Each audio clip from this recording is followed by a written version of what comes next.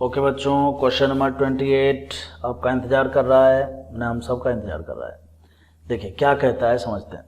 सबसे पहला नंबर तो एक बेंजीन दिया हुआ है। हम जानते हैं कि बेंजीन जो है आसानी से रिएक्शन नहीं करता है, ठीक है। क्यों?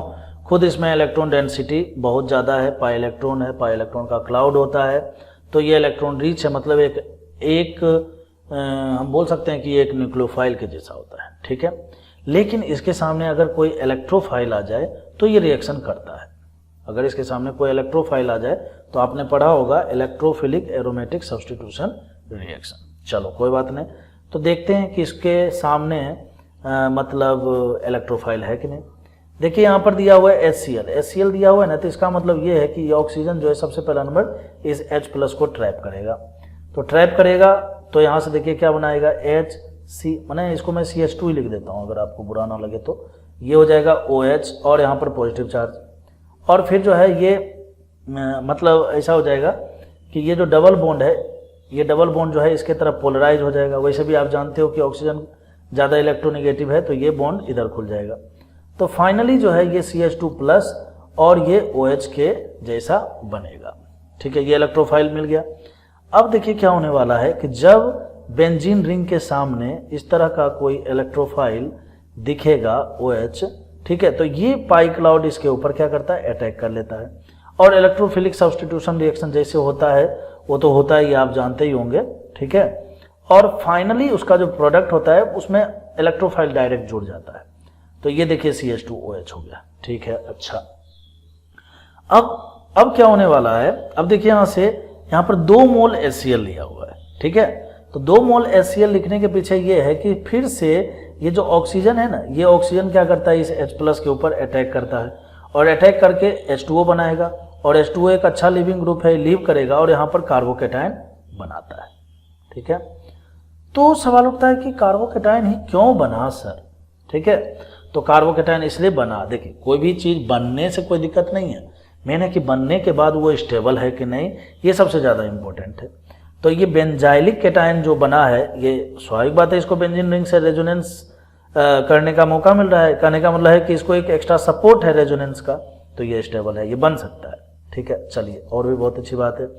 अब देखिए इस AgNO2 के बारे में सोचिए। देखिए ये जो प्रोडक्ट मिला था ना, ये A था, ठीक है, और A के बाद जो है नहीं, A हम इसको बोले तो ज़्यादा अच्छा रहेगा, ठीक है। डिहाइड्रेशन हुआ है 2 मोल लेने के बाद। अब उसके बाद देखिए AgNO2 है, तो AgNO2 का मतलब समझते हैं आप, ये Ag+ है और ये NO2- है, ठीक है, NO2- है, ठीक है।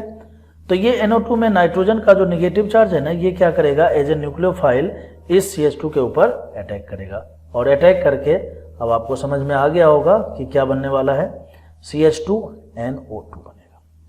देखिए एक इंटरेस्टिंग बात मैं आपको बताता हूँ, AgNO2 और KNO2 आ जाए ना, है ना, तो दोनों में बहुत बड़ा डिफरेंस आ जाता है रिजल्ट में, ठीक है। तो देखिए यहाँ पर क्या है ना कि ये जो पोटेशियम है ये कंप्लीट आयोनिक बॉन्ड बनाता है। क्या बनाता है?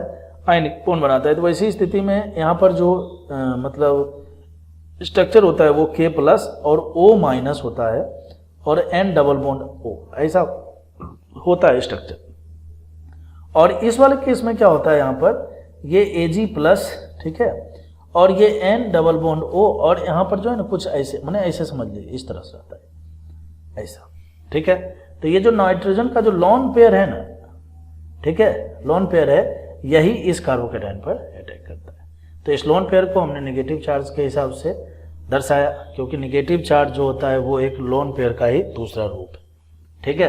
तो ये इसके ऊपर अटैक किया और फाइनली ये प्रोडक्ट मिल गया। देखिए मैंने दोनों चीज़ को इसलिए बताया बच्चों, क्योंकि यहाँ पर देखिए ऑप्शन नंबर बी को गौर से देखिए, CH2 को ONO से जोड़े हुए ना, तो ये इसीलिए जोड़े हुए कि आप इस चीज़ में कंफ्यूज होते हैं कि नहीं। तो ये जो 2 मैंने बात बताया ना, ये बहुत इंपॉर्टेंट बात बताया, आप हमेशा ध्यान रखिएगा। सिल्वर के साथ AgNO2 जैसे आप देखे होंगे AgCN दिया हुआ रहता है और KCN दिया हुआ रहता है, ठीक है। तो AgCN दिया होता है तो यहाँ पर कार्बन की तरफ से ये जुड़ता है, और KCN दिया होता है तो नाइट्रोजन की तरफ से जुड़ता है, ये सब जानते हैं ना आप। तो कहने का मतलब है कि इसको आप हमेशा ध्यान रखिएगा, AgCN, KCN, AgNO2, KNO2 में किसके साथ बॉन्डिंग होने वाला है, मतलब जो न्यूक्लियोफाइल की भूमिका में है, जिसके पास इलेक्ट्रॉन पेयर है, जो लुईस बेस के जैसा काम कर रहा है, वो कौन कर रहा है, कौन है जो इलेक्ट्रॉन मतलब लेकर आ रहा है। इस बात को ध्यान रखना बहुत जरूरी है, क्योंकि वो जो इलेक्ट्रॉन लेकर आएगा वही बॉन्ड बनाएगा। ठीक है, तो यहाँ पर देखिए बॉन्ड नाइट्रोजन के साथ बना हुआ है, यहाँ पर बॉन्ड ऑक्सीजन के साथ बना हुआ है। तो इस बात को जानना बहुत जरूरी है कि इलेक्ट्रॉन कौन लेकर आ रहा है। हम लोग नेक्स्ट क्वेश्चन देखते हैं।